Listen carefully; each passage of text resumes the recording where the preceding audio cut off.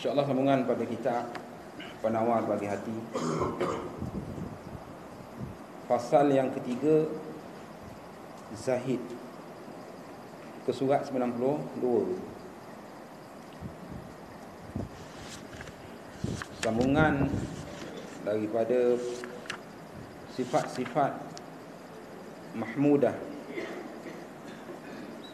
perangai yang dipuji di dalam agama, yang mana telah pun kita lalui berkenaan dengan taubat, berkenaan dengan takut kepada Allah, dan masuk yang ketiga iaitu berkenaan dengan zahid.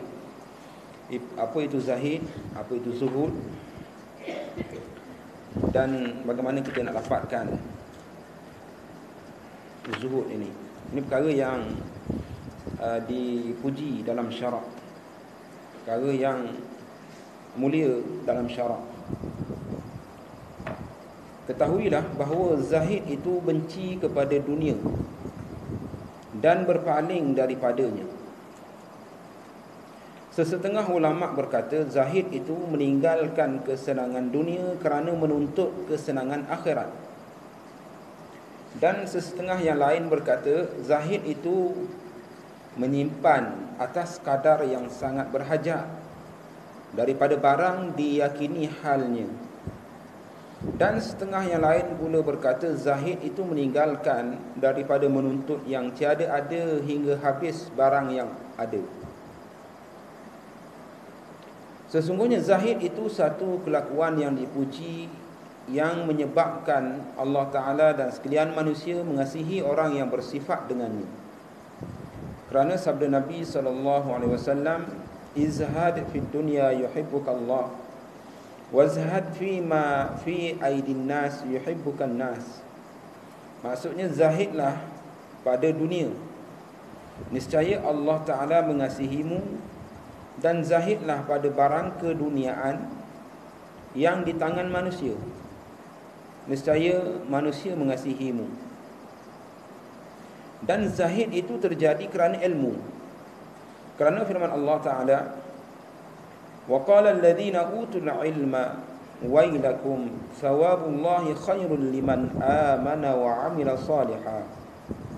Maksudnya, dan berkata pula orang-orang yang diberi ilmu di antara mereka, janganlah kamu berkata demikian, pahala dari Allah lebih baik bagi orang yang beriman dan beramal saleh.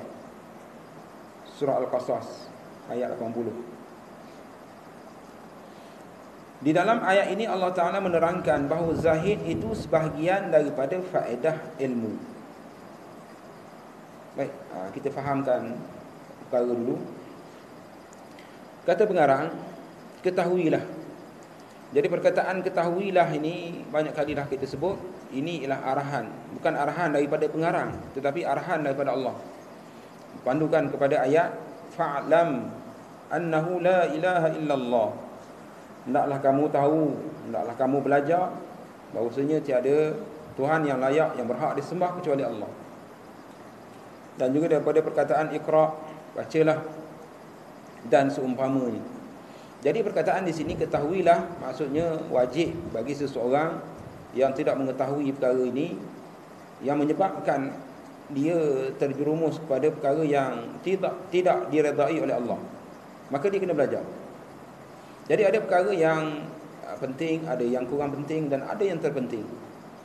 Maka yang terpenting sebagaimana yang selalu kita sebut, iaitu mengenali akan Allah Subhanahu Wa Taala melalui sifat-sifatnya, melalui perbuatannya dan sebagainya, nama-nama dan juga sifat-sifat dia.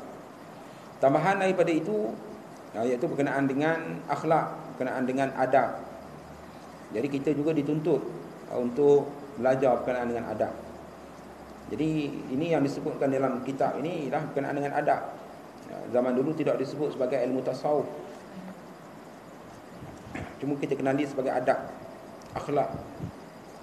Tapi zaman mutaakhir disebutkan sebagai ilmu tasawuf, berkenaan dengan hati. Ketahuilah, kata pengarang, bahawa zahid itu benci kepada dunia dan berpaling daripadanya. Itu dia, benci kepada dunia dan berpaling daripada dunia. Dulu kita dah bincang berkenaan dengan sebelum ini. Berkenaan dengan apa saya tak ingat dah. Redha tu.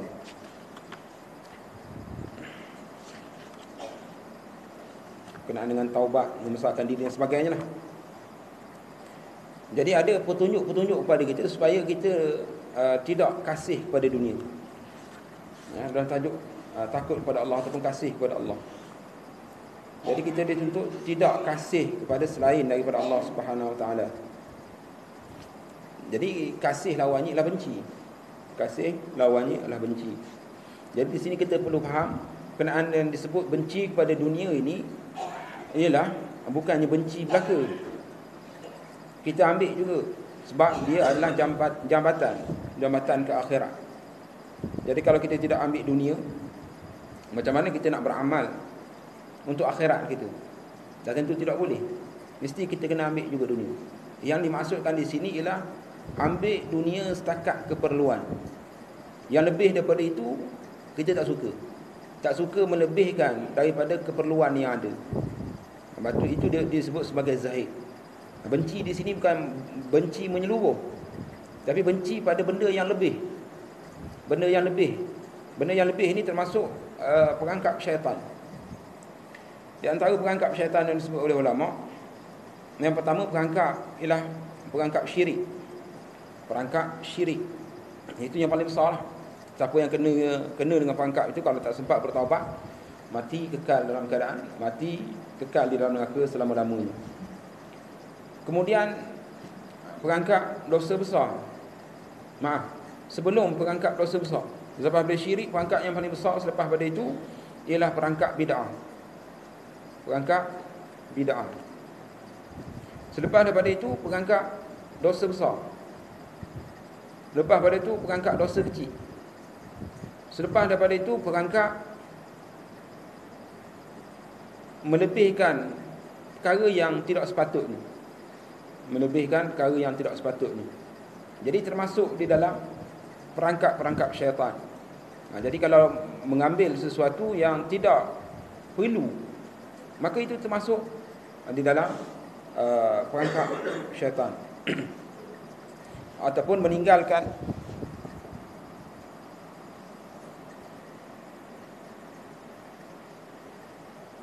gerak di bawah ni.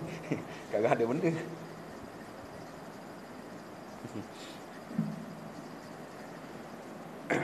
Iaitu meninggalkan perkara yang lebih, perkara yang tidak, bukan keperluan bagi diri dia, bahkan akan mencacatkan perkara akhirat, maka dia akan tinggalkan perkara itu, dia benci. Ini termasuk zahid. Baik, zahid itu benci kepada dunia dan berpaling daripadanya. Tidak mengadap, berpaling daripadanya, tidak mengadap, ambil yang sepatutnya saja.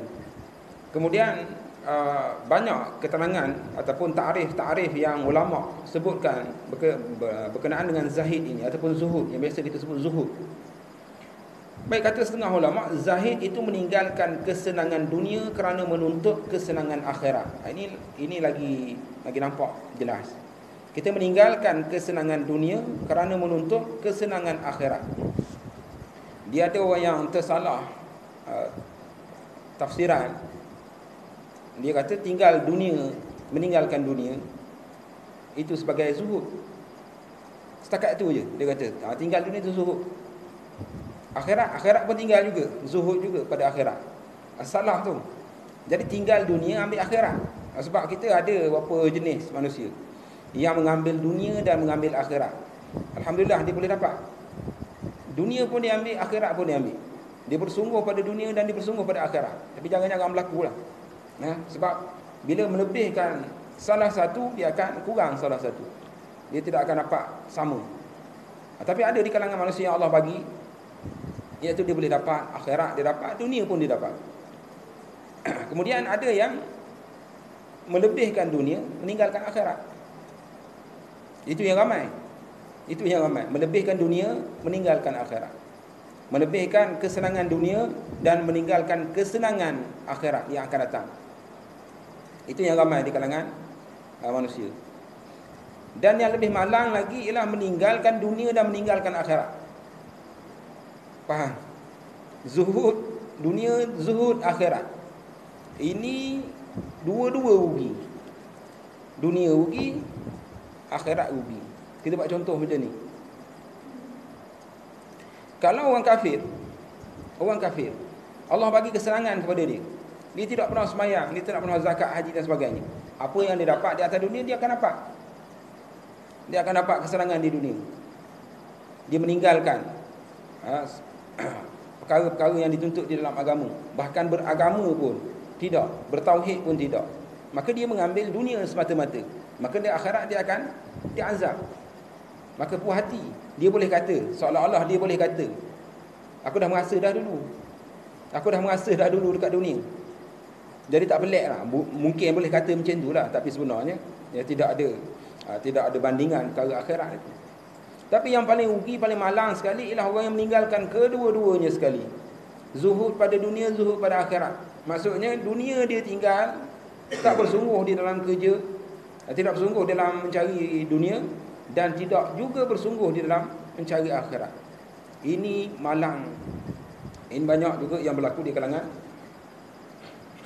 orang yang mengaku beriman, orang yang Islam, ramai yang begitu.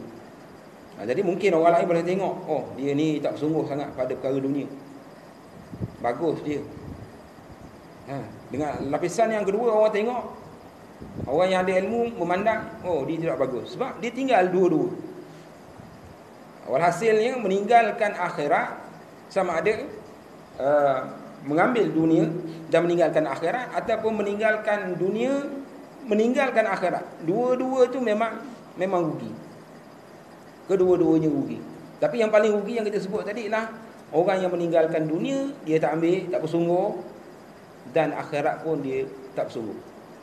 Ya? Jadi yang disebutkan berkenaan dengan zahid, kata setengah ulama, ini ta'rif yang diberi, lagi mudah kita nak faham. Zahid itu meninggalkan kesenangan dunia kerana menuntut kesenangan akhirat. Ada perkara dunia yang kita boleh buat dan dia tidaklah dicela kita melakukan perkara itu. Ada perkara-perkara dunia yang kita ambil tapi dia tidak dicela.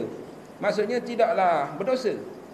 Tetapi kalaulah kita meninggalkan perkara itu kerana kita nak ambil lagi satu perkara akhirat, maka ini yang disebut sebagai zahid, zuhud yang sebenar.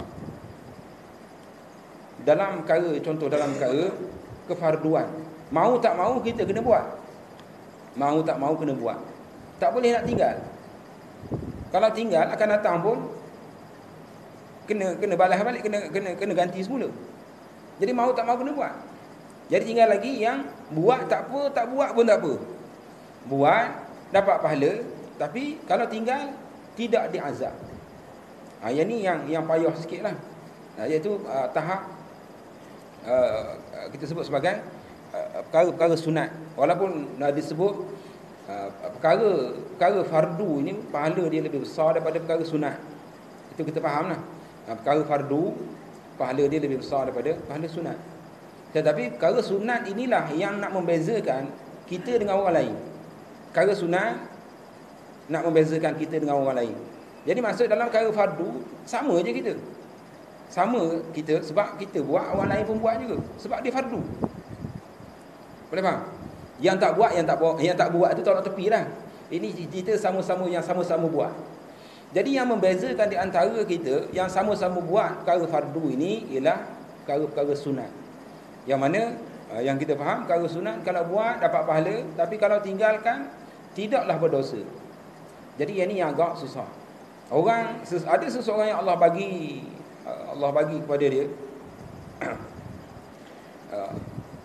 Allah beri kemuliaan kepada dia. Dia boleh memilih perkara-perkara sunat dengan dia meninggalkan masa yang digunakan untuk melakukan perkara sunat itu. Dah tentulah dia tinggalkan perkara dunia. Dia tak boleh buat serentak. Satu orang yang nak sembahyang sunat duha umpama, sunat duha, nak sembahyang sunat duha, takkan tengah sembahyang sunat duha dia boleh minum teh. Dah tentu tak boleh. Jadi dia memperuntukkan masa dia dia boleh hidup, boleh senang masa dia. Maksudnya dia boleh pergi duduk di kedai, boleh borak dalam masa sejam, 40 jam. Tapi tidak, dia mengambil masa setengah jam itu yang sepatutnya dia boleh bersenang lenang, digunakan untuk nak dapatkan perkara akhirat. Jadi ini yang dipanggil sebagai orang yang zuhud. Meninggalkan kesenangan dunia yang sepatutnya kalau dia tak buat pun tidak ada masalah. Tapi dia buat juga, dia tinggalkan juga kesenangan itu untuk nak dapatkan kesenangan di akhirat nanti. Ini yang zuhud yang jarang kita nampak. Bukan yang nampak pada zuhud pada harta saja. Zuhud pada perasaan, zuhud pada menggunakan masa dan sebagainya. Itu yang orang tak nampak. Yang biasanya orang yang jahil bila sebut zuhud, dia akan nampak orang yang macam miskin lah. Kita kata nampak macam miskin dengan pakaiannya, dengan cara kehidupan dia nampak macam tak bersungguh sangat lah. Kan? Bukan. Zuhud ni maknanya meninggalkan kesenangan dunia untuk mengambil kesenangan akhirat. Kalau dia ni telah pun ditakdirkan memang senang kat dunia, takkan dia nak buang tu. Umpamanya dia dapat dari pewarisan ke, mungkin mak ayah dia dulu dah senang, jadi tinggal kepada dia pusaka yang banyak. Dia tak perlu lagi dia nak berusaha bersungguh-sungguh macam orang lain kerja dunia. Takkan dia nak buang yang tu? Tak. Kalau dia bersedekah banyak pun tak habis lagi, tak kurang lagi harta dia. Dia bersedekah banyak pun tak kurang lagi harta dia. Tak perlu dia nak buang, nak menunjukkan dia zahid. Bahkan kalau dia nak menunjukkan diri dia, dia nak menunjukkan kepada orang yang dia tu zuhud, dia termasuk dalam masalah riak pula. Dia nak menunjukkan kepada orang, tengok aku ni zuhud. Ada harta apa semua aku buang belaka. Zuhud entah ke mana, riak pula mari. Lagi besar masalah dia. Jadi zuhud ni bukan pada penampilan, tetapi dalam hati kita. Kita sanggup meninggalkan kesenangan dunia untuk nak mengambil kesenangan di akhirat. Dengan banyak perkara-perkara yang kita melakukan dalam masalah perkara sunat dan sebagainya. Yang kita sebut tadi dalam masalah perkara wajib ni biasa, sama dia kita di antara sama kita. Sebab buat belaka 5 waktu semua buat belaka. Yang membezakan kita ialah ada orang yang memperuntukkan setengah jam baca Al-Quran. Ada orang memperuntukkan setengah jam ataupun sejam untuk semayang umpamanya, untuk semayang sunat. Ada orang memperuntukkan masa sehari 12 jam untuk puasa sunat. Kan kalau tak puasa tu kesenangan dunia. Kalau tak puasa sunat lah maksudnya. Boleh makan, boleh macam-macam perkara. Tapi dia meninggalkan perkara itu kerana nak dapatkan dengan dia puasa sehari 2 hari dalam hidup dia yang masih berbaki itu, dia nak dapatkan kemuliaan di akhirat nanti. Tapi kehidupan dia tengok kaya. Kehidupan dia mewah. Jadi orang ni zuhud. Dia kata tu orang tu zuhud. Zuhud mana dia kata? Kata 5-6 biji. Zuhud apa? Itu tak faham. Orang yang banyak memperuntukkan masa dia yang sepatutnya digunakan untuk dunia, tapi dia guna untuk akhirat. Itu orang yang zuhud sebenarnya, yang jarang orang nampak perkara itu. Ini cantik, setengah ulama kata, dia tak sebutkan siapa dia.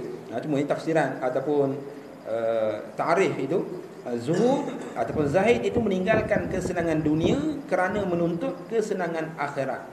Nak dapatkan kesenangan yang hakiki, maka dia tidak ada masalah untuk nak meninggalkan waktu terluang dia. Contohnya, kita ni zuhud. Kita tengah zuhud dah sekarang ni. Apa zuhud kita? Sepatutnya waktu ini kita duduk. Boleh duduk di rumah. Boleh tengok berita. Boleh tahu isu semasa dan sebagainya. Boleh borak. Kalau nak pergi kedai kopi pun boleh. Masa ni. Tetapi kita pilih untuk nak duduk dalam majlis ilmu. Bermakna kita sedang melakukan ibadah zuhud ini. Kita tengah jadi satu orang yang zuhud. Walaupun penampilan kita tak ada arah lah. Penampilan kita dengan cara yang Allah bagi, kekayaan dan sebagainya, itu tidak melambangkan apa-apa sebenarnya pada zuhud. Sekarang ni kita meninggalkan sesuatu kesenangan hidup pada waktu ini sejam kata-katalah ataupun setengah jam selepas maghrib ini untuk nak dapatkan ilmu, untuk nak dapatkan redha Allah, untuk nak dapatkan pahala, untuk dapat doa para malaikat. Itu kesenangan di akhirat. Jadi itu contoh orang yang meninggalkan kesenangan dunia untuk nak mendapatkan kesenangan akhirat. Baik, dan setengah yang lain berkata zahid menyimpan atas kadar yang sangat berhajat daripada barang yang diyakini halnya. Ada setengah ulama kata, tak, zuhud ini iaitu dia ambil, dia simpan, dia bekerja, dia buat, dia cari benda-benda yang sangat-sangat berhajat sahaja. Ini dalam masalah dunia. Ini dalam masalah dunia, bukan dalam masalah akhirat. Dia ambil benda yang betul-betul dia berhajat. Berhajat di sini maksudnya kita berhajat belaka. Berhajat di sini maksud yang perlu sahaja. Dia ambil apa yang perlu, yang paling perlu saja. Lebih pada itu dia tidak bersungguh dah. Dia ambil yang perlu saja, lebih pada itu dia tak bersungguh dah. Dalam masalah dunia, bukan dalam masalah akhirat. Ramai yang zuhud, dia kata zuhud dalam masalah ilmu. Aku ambil yang tahun lebih kurang tu sudah dah. Boleh sembahyang, boleh puasa zakat itu sudah lah, nak lebih-lebih, nak mendalam. Nak tengok perbahasan ulama yang berbagai begitu begini tu tak mampulah. Dia sendiri dah kata aku tak mampu. Dia sendiri dah stop dah diri dia. Itu zuhud pada perkara begitu tidak terpuji. Bahkan dikeji pula. Dalam masalah ilmu, dalam masalah perkara akhirat, tak, kita zuhud pada dunia, perkara dunia. Ambil perkara dunia di atas kadar yang dihajati. Maksud yang dihajati ni maksudnya ialah yang perlu saja, sekadar keperluan. Contohlah, ni buat contoh kadang-kadang saya cuma sebut benda yang ada dalam kitab dia. Dia tidak melambangkan apa-apa pada orang yang bercakap. Tidak. Kena faham tu. Apa yang kita bincang apa yang ada dalam kitab. Tidak semestinya apa yang diucapkan itu saya dah buat, saya mampu buat. Jadi kita tengok apa yang ditulis oleh pengarang. Maka dia ambil daripada apa yang perlu. Contohnya dia perlu makan sehari agak-agak berapa pinggan kita boleh makan? 3 pinggan. Boleh? Dia boleh makan 3 pinggan. 3 pinggan je lah, 3 kali kan. Sekali sepinggan. Letaklah 2 pinggan, 6 pinggan sehari. Jadi hidup dia hanya, kalau dia seorang lah, kalau dia hidup dia seorang, dia hanya untuk cari untuk 6 pinggan saja. Kalau dia makan 6 pinggan sehari. Lebih pada tu hak 7, 8 apa semua tu dia tak cara sangat. Ada tak salah. Tapi dia cari hanya yang tu. Itu dia zuhud. Contoh Hasan Al-Basri. Hasan Al-Basri, satu orang ulama yang dikenali lah. Dia lah kalau bincangkan masalah tasawuf, banyak perkataan dia cerita-cerita tentang dia, orang akan ceritakan. Dia ni antara perawi hadis, dia antara ulama ulama fiqh dan sebagainya lah, yang tidak dikenali dia ni sebagai ulama ataupun orang yang meriwayatkan hadis dan sebagainya. Cuma yang kita selalu dengar ni cerita pasal zuhud, cerita pasal tasawuf berkenaan dengan Hasan Al-Basri. Dia mengajar ataupun dia belajar, tapi dia bekerja. Maknanya pagi dia pergi berniaga, bila dia dapat untung untuk hari tu. Untung maksudnya untuk sehari dia belanja RM3 lah kita kata. Contohlah, nak bagi buat contoh. Untuk sehari dia belanja RM3. Dia pergi berniaga, dia beli satu barang, kemudian dia berniaga.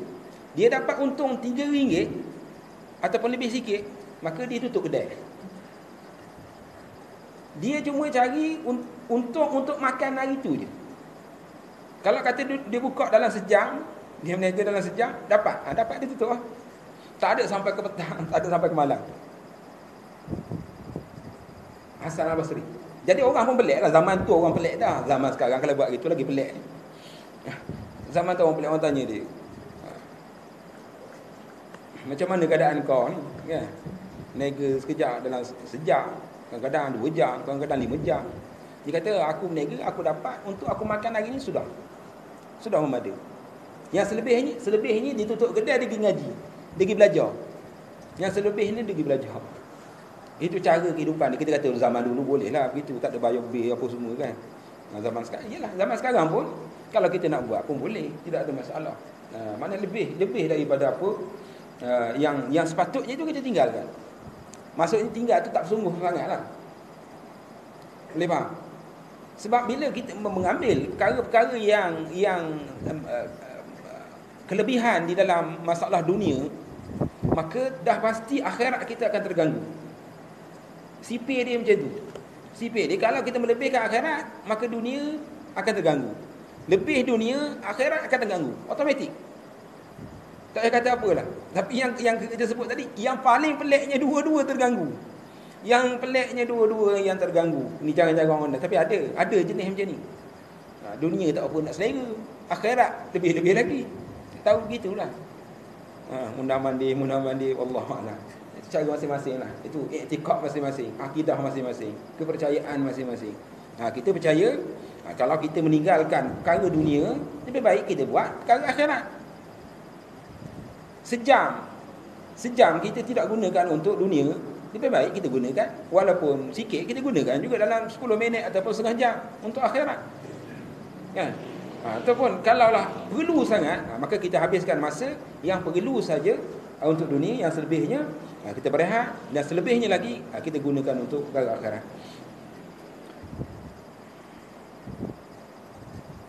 Baik, yang ni pun satu juga.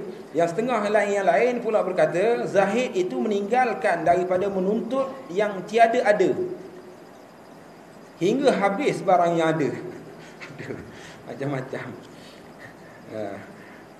Kata setengah pula mentakrifkan zuhud. Meninggalkan zuhud itu ialah meninggalkan daripada cari benda hak tak ada, hingga habis barang hak ada. Saya nak cover. Jadi lawak pula lah nak dia bagi takrif. Dia cari benda yang tak ada sehingga habis barang hak ada. Dapat angkat ke tak? Rezeki kita semua yang Allah dah tentukan. Rezeki kita semua Allah dah tentukan. Kita tak cari pun dapat. Kita cari lebih pun setakat tu ya Allah tentukan. Allah dah tentukan masing-masing. Itu sebab Ibn Qayyim dia kata, sibuklah kamu dengan urusan utama yang kamu dijadikan.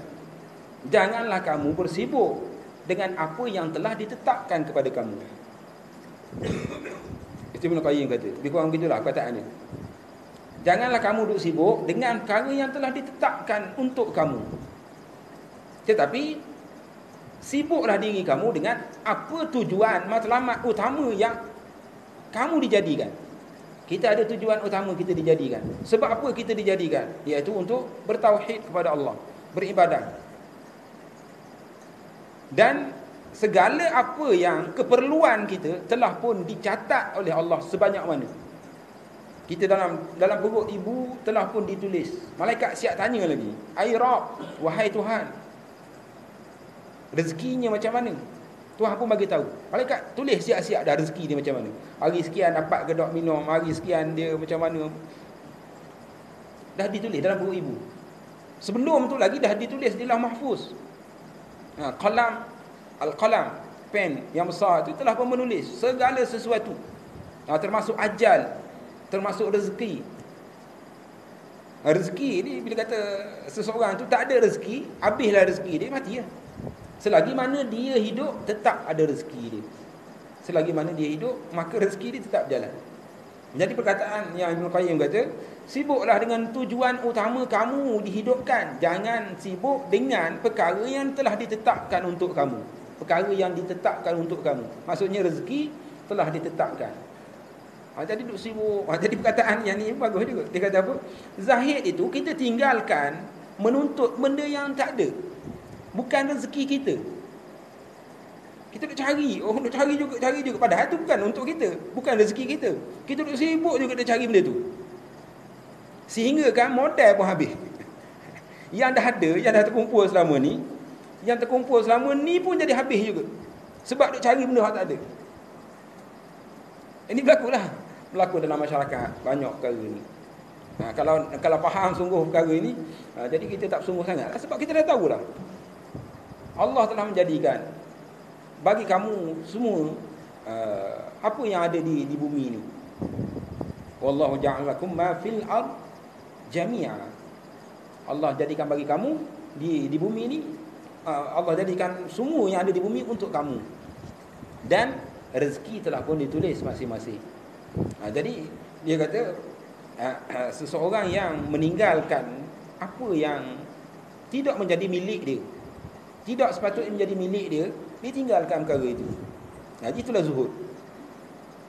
Tapi kalau yang sejenis lagi, dia duk cari juga hak milik orang lain. Maksudnya rezeki yang bukan ditetapkan untuk dia. Jadi masalah ini kalau orang yang tidak yakin dengan rezeki Allah, tidak yakin dengan apa yang telah ditetapkan oleh Allah, itu sebab dia akan terkeluar daripada sifat zahid zuhud ini.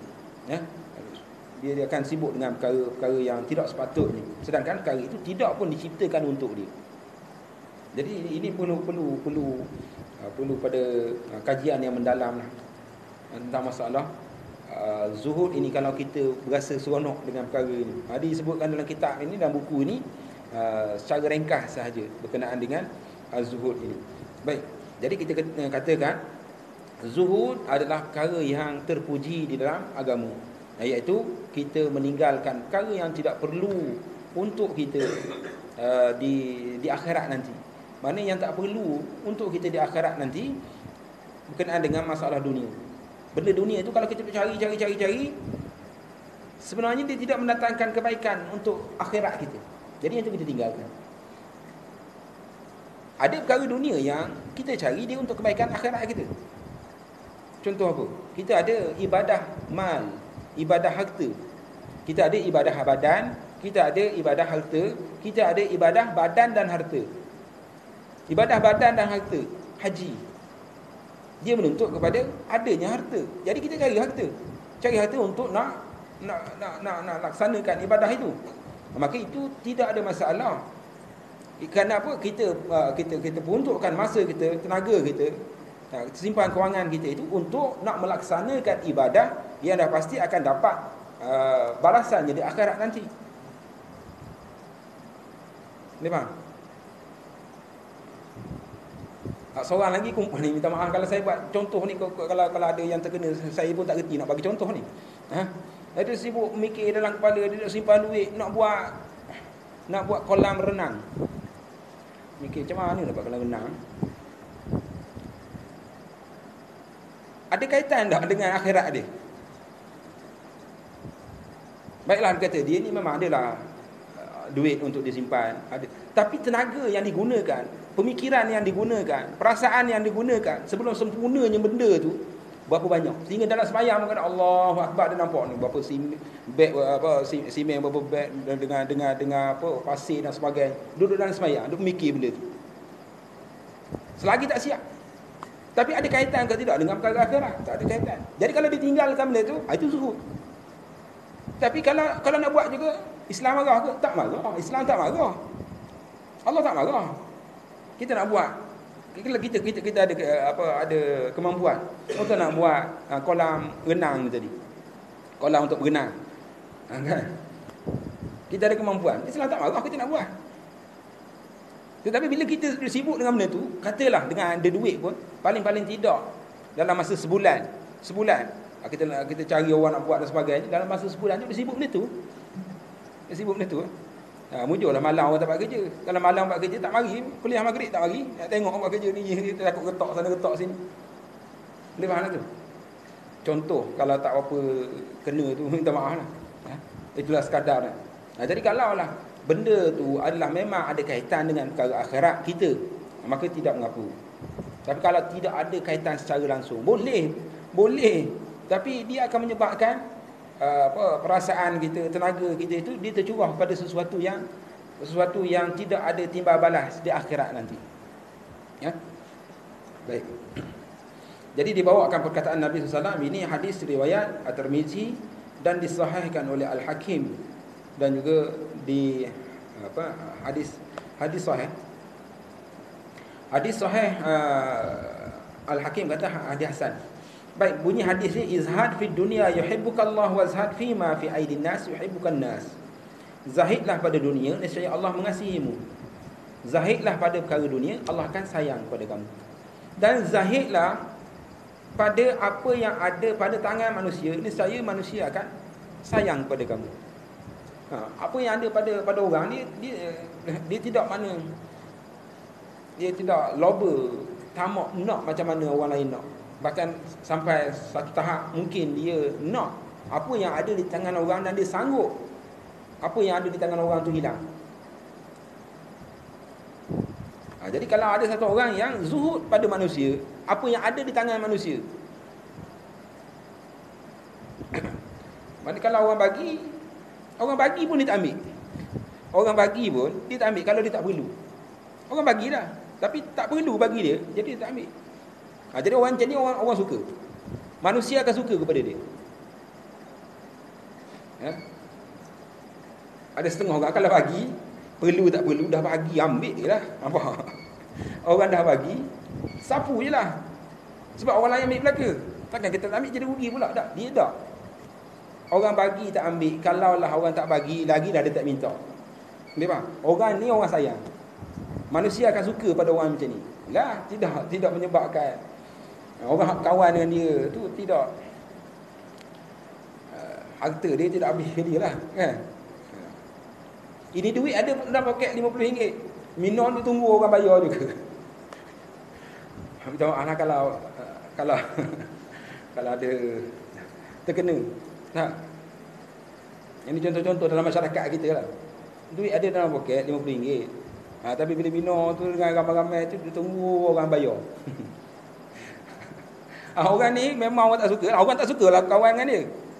Bukannya ada kaitan dengan zahid bab dunia, bab akhirat pun. Cuma yang kita nak sebutkan berkenaan dengan Nabi kata, kalau zuhud tentang dunia, Allah sayang. Kalau zuhud pada apa yang ada di tangan manusia, manusia akan sayang. Manusia akan suka, seronok kawan. Kemudian kata pengarang, zahid itu terjadi kerana ilmu. Apa-apa pun semuanya datang daripada ilmu lah. Apa-apa pun bab perkara yang mahmudah, yang dipuji pada syarak, maka kita nak buat perlu pada ilmu. Nak buat perlu pada ilmu. Dan juga perkara-perkara yang dikeji pada syarak, kita nak tinggal pun perlu pada ilmu. Ilmu tak boleh tidak, mesti kena ada ilmu. Itu sebab kata ulama, kalau kamu nak pada dunia, ilmu, kena cari ilmu. Nak pada akhirat, kena cari ilmu. Nak kedua-duanya pun kena ada ilmu. Ilmu yang berkaitan dengan perkara tersebut. Jadi kata pengarang, zuhud ni ialah dia datang dengan ilmu. Ya. Nampak perkara-perkara yang kita tinggalkan sesuatu kesenangan dunia kerana kita nak dapatkan keredaan Allah, maka Allah bagi. Allah bagi ni kadang-kadang kita tak perasan. Contohnya dalam masalah puasa. Kata Allah SWT dalam hadis kursi, mereka tinggalkan ataupun engkau tinggalkan makan kerana aku. Engkau tinggalkan makan kerana aku. Jadi dalam masalah puasa, Allah bagi ganjaran yang tidak terkira. Dalam hadis sebut, wa ana ajzi bi, aku sendiri yang akan bagi balasan itu. Maksudnya dia tidak sebut 100 ke 200 ke 10 ke ganda 700, tidak dia sebut. Aku akan bagi. Maksudnya aku akan bagi. Kalau macam sembahyang 27 Nabi sebut. Kalau macam perbuatan-perbuatan baik 10 ganda dengan 10. Kalau nak masalah sedekah diganda dengan 27. Dalam masalah puasa, Allah ataupun Nabi tak bagi tahu banyak mana Allah nak bagi kepada orang yang berpuasa. Itu nak menunjukkan besarnya pahala puasa. Dan di dalam hadis itu juga ada menyebut berkenaan dengan Allah kata hadis kursi, ya, hamba aku ni meninggalkan makan kerana aku. Apa yang kita dapat di sana? Maksudnya manusia ni ada di kalangan hamba Allah yang meninggalkan kesenangan dunia kerana Allah. Maka dia akan apa? Contoh dalam bab puasa ni tadi, dia tinggalkan makan kesenangan dunia kerana nak mengharapkan redha Allah. Maka Allah bagi ganjaran yang tidak terkira. Begitu juga dalam masalah dunia hak lain lah. Kita tinggalkan benda tu, rasa-rasa tak berpenting. Kerana apa? Kita bimbang akhirat kita akan terpengaruh. Kita tinggalkan perkara itu. Kita tinggalkan benda itu dikira sebagai zuhud. Dan zuhud itu Allah akan nilai. Allah akan bayar balik. Susahnya hati kita, susah hati. Orang yang nak zuhud ni, dia susah hati. Kalau kau ambil pun tidak ada masalah. Bahkan kalau aku berusaha sungguh, aku pun reti, aku boleh buat.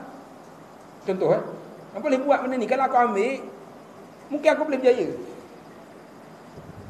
Tapi tak mahu. Kalau ambil kan, kalau buat juga, dia akan jadi masalah pada akhirat.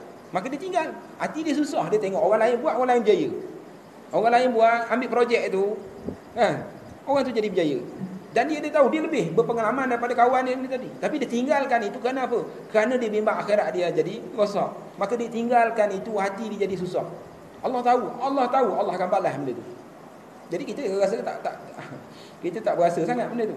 Kita tak kira sangat itu pahala-pahala yang duduk dalam hati kita tu, kesusahan dalam hati kita, menanggung apa yang kita tinggalkan. Sepatutnya boleh kita buat tapi kita tak mahu. Sebab bimbang akhirat kita akan terpengaruh.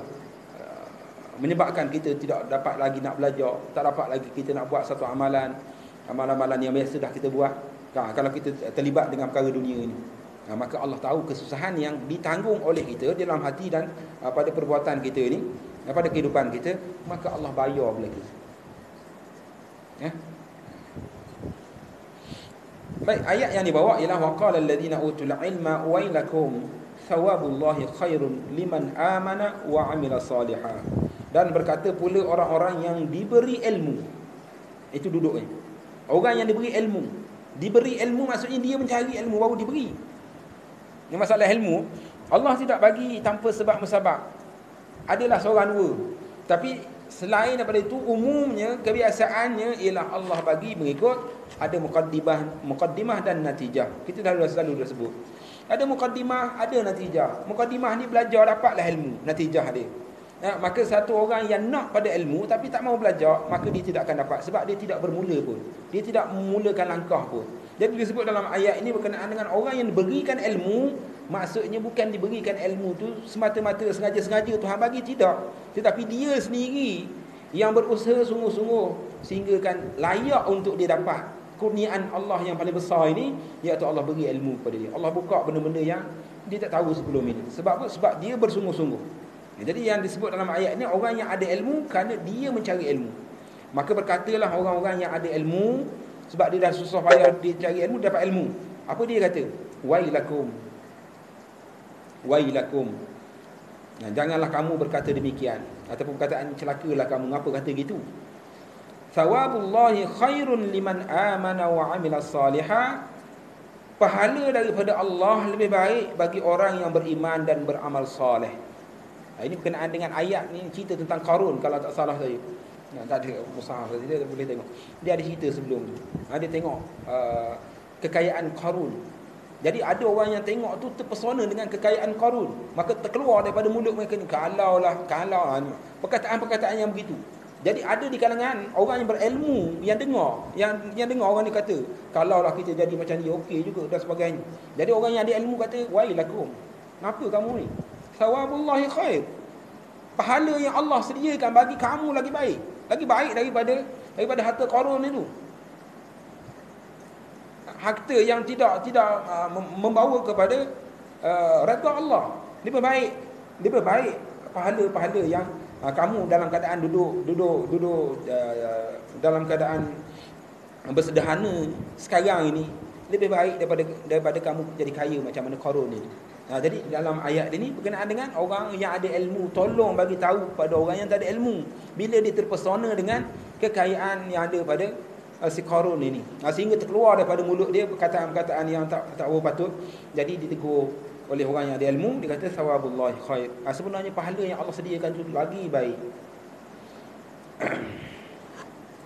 Dan dalam ayat ni kata pengarang, Allah menerangkan zuhud itu sebahagian daripada faedah ilmu. Zuhud adalah sebahagian daripada faedah apa yang terhasil daripada seseorang itu bila dia ada ilmu. Kalau tak ada ilmu, maka dia tidak akan berusaha untuk nak zuhud, tidak berusaha untuk nak dapatkan makam ini. Ini makam ni. Makam maksudnya tempat tuju seseorang. Maka dia ada makam zuhud, dia ada tingkatan. Tingkatan. Maka nak dapatkan tingkatan zuhud dan pahala-pahala yang disediakan oleh Allah pada orang yang zuhud pada perkara dunia, maka dia perlu berusaha. Benda ni perlu usaha, perlu gila, hasil daripada ilmu. Kalau tak ada ilmu, maka dia tak tahu pas sudah tak buat apa-apa lah. Sebab tak ada ilmu. Tapi bila ada ilmu, maka dia ada peluang untuk nak meningkatkan diri daripada sebelum ini. Dia satu orang yang begitu gemar dengan perkara dunia, tak boleh tengok benda-benda dunia ni jadi seronok. Tetapi bila dia dah belajar, banyak dia mendengar, sampai satu tahap, bila cerita bab dunia yang sebelum ini dia seronok, dia jadi macam biasa dah. Tak ada selera sangat dah. Bukannya sebab meningkatnya umur, tidak, tapi meningkatnya pengetahuan, meningkatnya ilmu berkenaan dengan perkara itu. Jadi kita kata puncanya untuk nak membaikkan manusia itu ialah ilmu. Jadi bila seseorang tu belajar bersungguh-sungguh tentang perkara yang sepatutnya dia tahu, maka akan terhakislah benda-benda yang tidak perlu di dalam hati dia. Dan termasuklah perkara suka ataupun kasih kepada dunia yang tidak sepatutnya ataupun yang lebih-lebih daripada yang sepatutnya. Baik, sebelum daripada itu, ada apa pertanyaan?